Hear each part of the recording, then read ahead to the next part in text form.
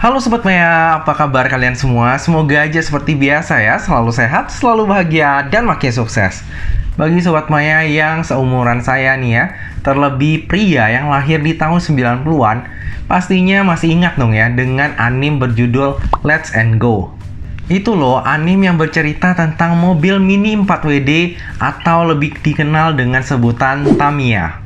Saya ingat banget, di zaman saya kecil, Tamiya ini sangat populer. Rasanya hampir semua teman lelaki saya saat itu punya yang namanya Tamiya. Ya, walaupun saat itu saya nggak ada sih. Karena dulu saya nggak dapat uang jajan dan entah kenapa mindset orang tua saya terhadap mainan itu kayaknya agak negatif. Mungkin takut ganggu proses belajar di sekolah. Tapi tentunya san-san kecil yang saat itu walaupun nggak punya Tamiya, tentunya tetap excited terhadap kerennya Tamiya di kala itu. Untuk membangun Tamiya yang keren dan bagus, kita harus memilih chassis yang bagus, lalu memilih bodi yang cocok, lalu dinamo yang kencang, dan juga melakukan modifikasi agar performanya dari Tamiya tersebut makin nampol. Tenang.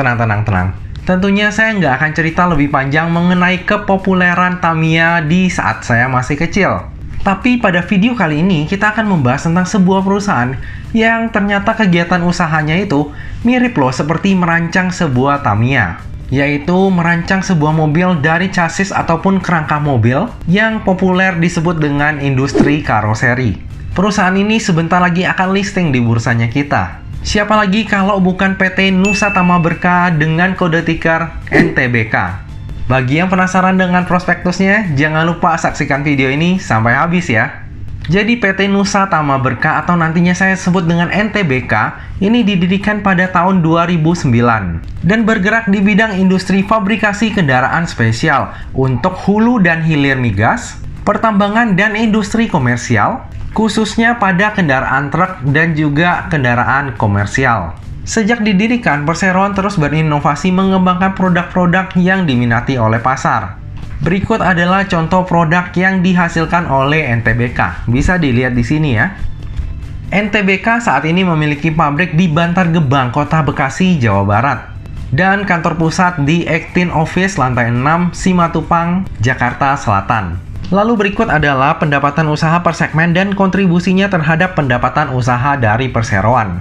Bisa kita lihat di sini ya, bahwa penyumbang terbesar itu adalah dari segmen pertambangan dan juga kehutanan. Oke, tadi adalah sekilas background dari emiten berkode NTBK. Sekarang coba kita lihat siapa sih pemegang sahamnya.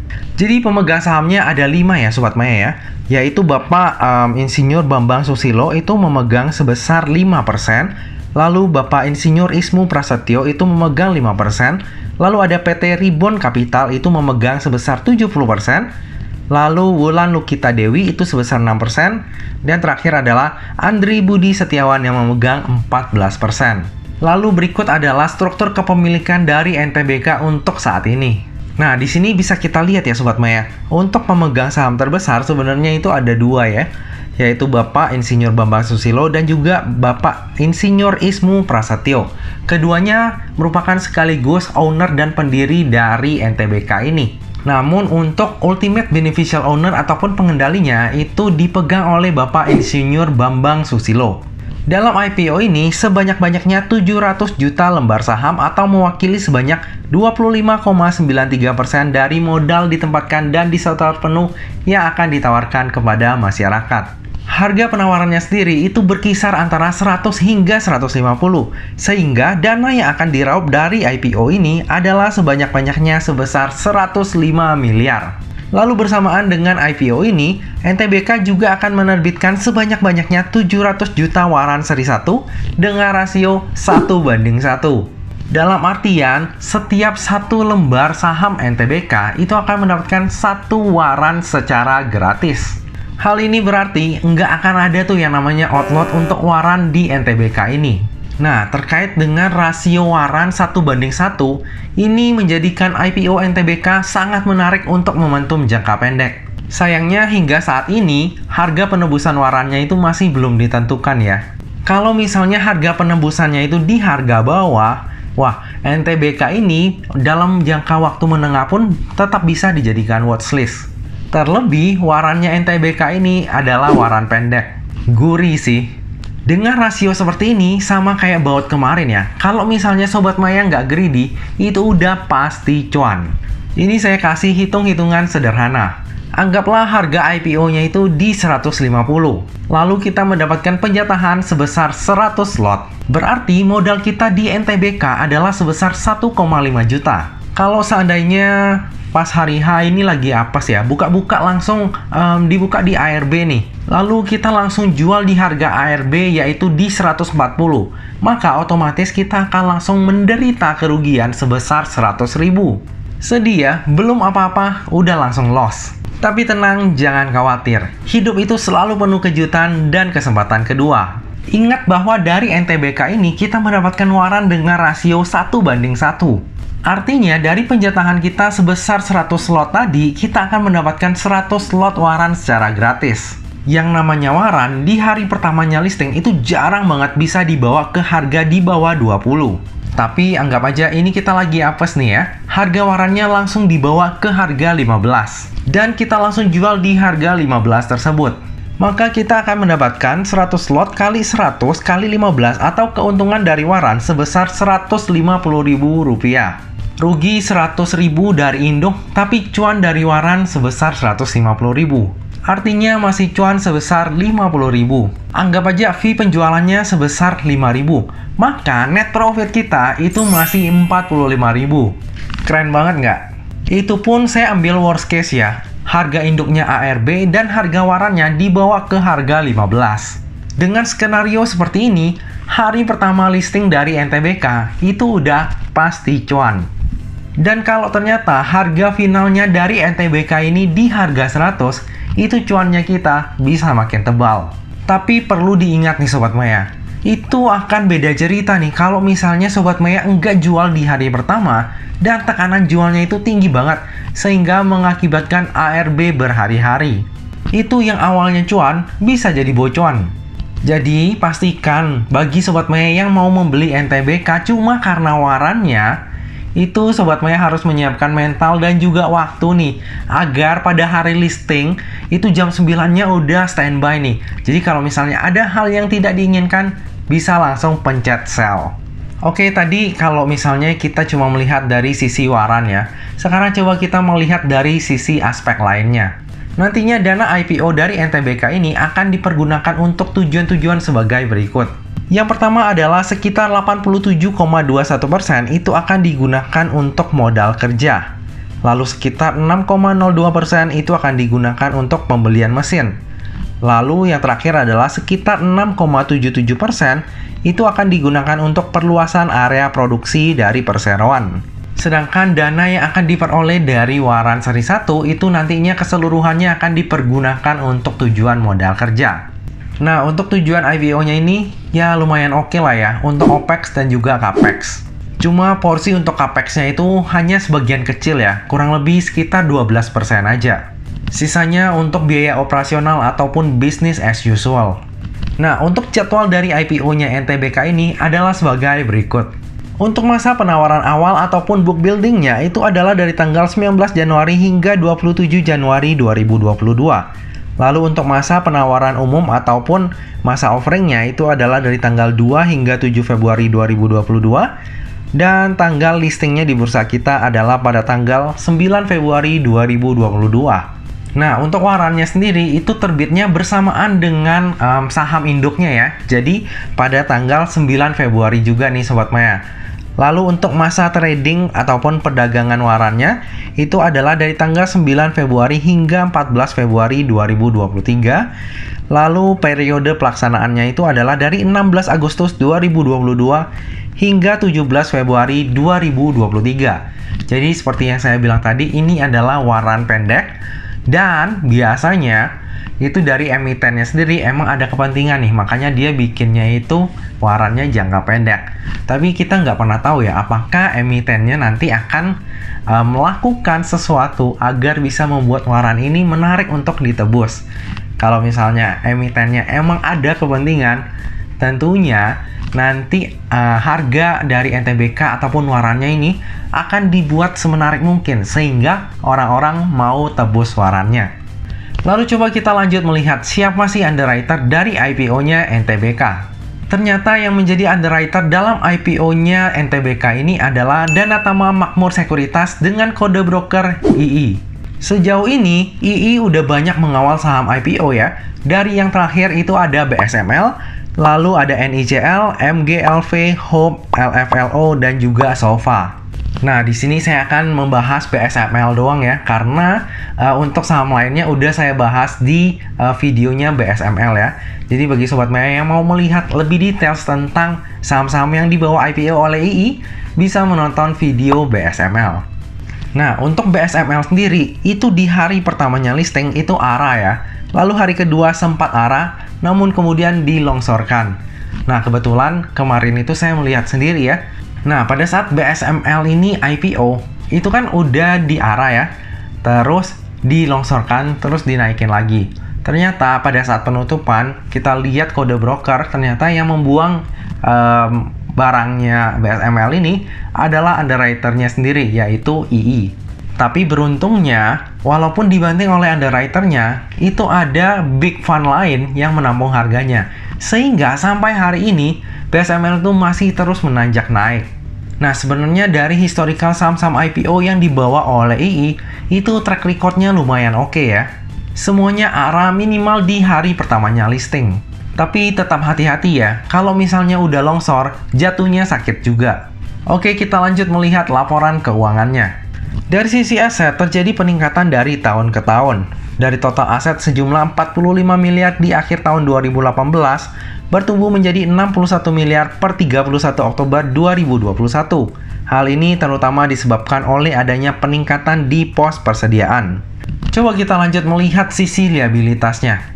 Dari sisi liabilitas juga cenderung naik ya jika kita lihat dari tahun 2018 hingga tahun 2020. Tapi per tahun 2021 mulai menurun. Hal ini disebabkan karena berkurangnya utang kepada pihak berelasi serta pelunasan sebagian utang bank jangka pendek. Kalau dari sisi ekuitas, dari tahun 2018 hingga tahun 2020, ekuitas NTBK ini cenderung stagnan ya, berada di kisaran 11 miliar. Namun per 31 Oktober 2021, ekuitas NTBK tiba-tiba melejit menjadi 23,5 miliar. Tentunya peningkatan ini bukan tanpa alasan ya. Jadi di tahun 2021, NTBK ini melakukan dua aksi korporasi yang salah satunya itu mengakibatkan terjadinya peningkatan ekuitas. Aksi korporasi yang pertama adalah perubahan nilai nominal yang sebelumnya sebesar 1 juta rupiah menjadi 10 rupiah. Lalu untuk aksi korporasi yang kedua, itu adalah peningkatan modal dasar yang semula sebesar 1 miliar menjadi 80 miliar rupiah. Dan peningkatan modal ditempatkan dan disetor penuh yang semula itu sebesar 500 juta menjadi 20 miliar. Nah, aksi korporasi inilah yang mengakibatkan terjadinya peningkatan ekuitas secara tiba-tiba di tahun 2021. Lalu untuk peningkatan modal ditempatkan dan disetor penuh oleh NTBK, ini dilakukan dengan dua cara. Yang pertama adalah penerbitan dividen yang diambil dari saldo laba. Lalu mungkin muncul pertanyaan ya, kenapa pemegang saham lama itu nggak bagi dividennya dalam bentuk tunai aja? Tujuannya untuk apa? Bisa jadi ada beberapa alasan. Tapi yang pasti, pemegang saham lama itu nggak mau duitnya itu jatuh ke tangan investor baru. Lalu kalau misalnya dividennya dibagikan secara tunai, itu tentunya valuasinya akan jadi jelek ya, karena otomatis PBV-nya akan jadi lebih mahal. Tapi kalau dijadiin modal saham, itu duitnya tetap masuk ke pemegang saham lama, plus valuasinya bisa tetap terjaga. Dengan adanya peningkatan modal sebelum IPO ini, selain valuasinya tetap terjaga, duitnya juga tetap masuk ke kantong pemegang saham lama, dan pada waktu listing, itu walaupun harga finalnya itu di 100 ya, di harga terendahnya, pemegang saham lama itu udah langsung auto cuan 10 kali lipat dari modal. Luar biasa. Sementara investor baru seperti kita dapatnya apa? Seperti biasa, harapan akan harga saham yang naik di masa mendatang. Nah, bagi Sobat Maya yang concern terhadap daftar efek syariah, NTBK jika dilihat dari sisi rasio utang dan juga sektor usaha, maka kemungkinan besar akan masuk ke dalam daftar efek syariah. Tapi untuk lebih pastinya, kita tunggu aja pengumuman resminya. Oke, kita lanjut ke laporan laba rugi. Bisa kita lihat bahwa laba perseroan itu drop secara signifikan dari tahun 2018 ke tahun-tahun berikutnya. Laba sebesar 2,1 miliar di akhir tahun 2018 langsung drop parah di tahun 2019 menjadi hanya sebesar 91 juta. Itu kondisinya belum pandemi loh ya. Lalu di tahun 2020 naik menjadi 147 juta. Dan di tahun 2021 sepertinya akan terjadi sedikit peningkatan kinerja dibandingkan tahun 2020. Cuma yang ingin saya highlight di sini adalah margin usaha dari NTBK ini kecil banget ya. Jika kita lihat di tahun 2018 yang laba usahanya itu paling besar, itu margin net profitnya hanya sekitar 3%-an dari omset. Lalu tahun-tahun berikutnya malah lebih parah. Kalau kita lihat dari rasio profitabilitasnya, lumayan mengsedih ya. Kalau investor beneran harusnya nggak akan mau ya masuk ke perusahaan dengan margin profit sekecil ini. Nah, dengan kinerja NTBK yang agak mengsedih ya, kira-kira valuasinya di harga IPO menarik nggak ya? Oke, langsung aja kita hitung valuasinya berdasarkan PER dan PBV. Secara PER udah jelas parah banget ya. Di tahun 2020 itu PER-nya sebesar 2000 kali. Sedangkan di tahun 2021 itu sebesar 761,4 kali. Lalu secara PBV di tahun 2020 tentu aja mahal banget ya. Sementara di tahun 2021 jadi lebih mendingan. Tapi jangan lupa ya, PBV-nya itu bisa menjadi mendingan karena adanya penambahan dana IPO, lalu juga ada penambahan modal di tahun 2021. Nah, dari tadi udah banyak hal yang kita bahas, sekarang tiba juga kita ke bagian kesimpulan. Kesimpulan yang pertama, kinerja NTBK ini menurut saya kurang memuaskan. Margin profit dan ROI-nya itu kecil banget.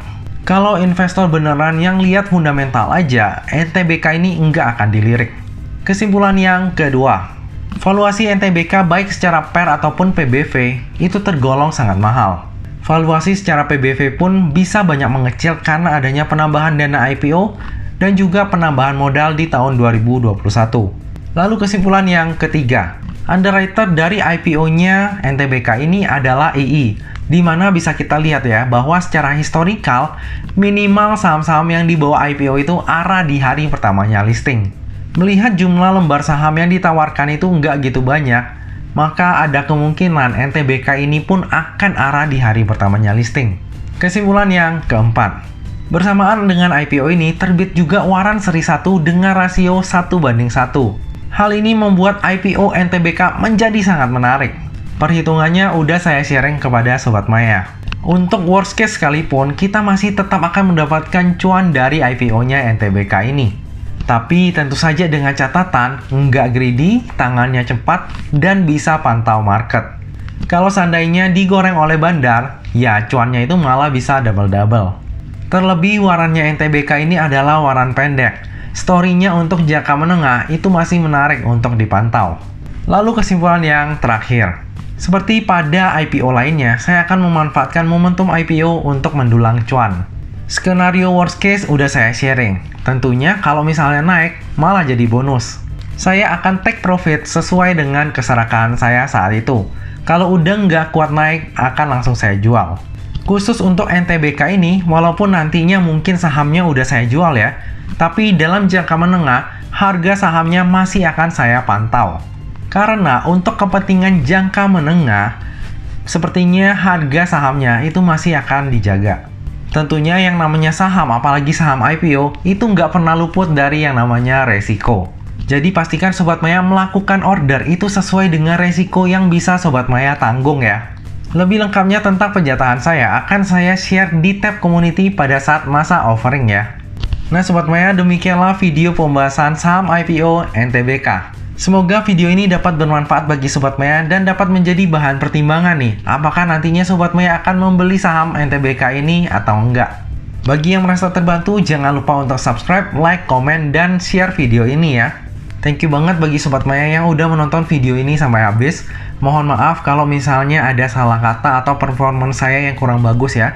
Jujur ini lagi agak kurang enak badan, suaranya agak serak-serak basah. Emang cuacanya itu kurang bagus ya, dan kemarin terlalu ngeforsir juga sih untuk kerjaannya. Jadi bagi Sobat Maya yang saat ini masih sehat, tetap jaga kesehatan selalu ya. Tadi sempat digangguin sama Pauline juga, anak saya. Untungnya masih bisa record di malam ini. Semoga aja saya bisa upload video ini secepatnya, jadi Sobat Maya juga bisa nonton untuk bisa dijadikan bahan pertimbangan. Nah Sobat Maya, akhir kata jangan lupa untuk selalu jaga kesehatan, jangan lupa untuk selalu bahagia, dan semoga perjalanan investasi kita selalu cuan bareng-bareng ya. Sampai jumpa di video selanjutnya. Dah.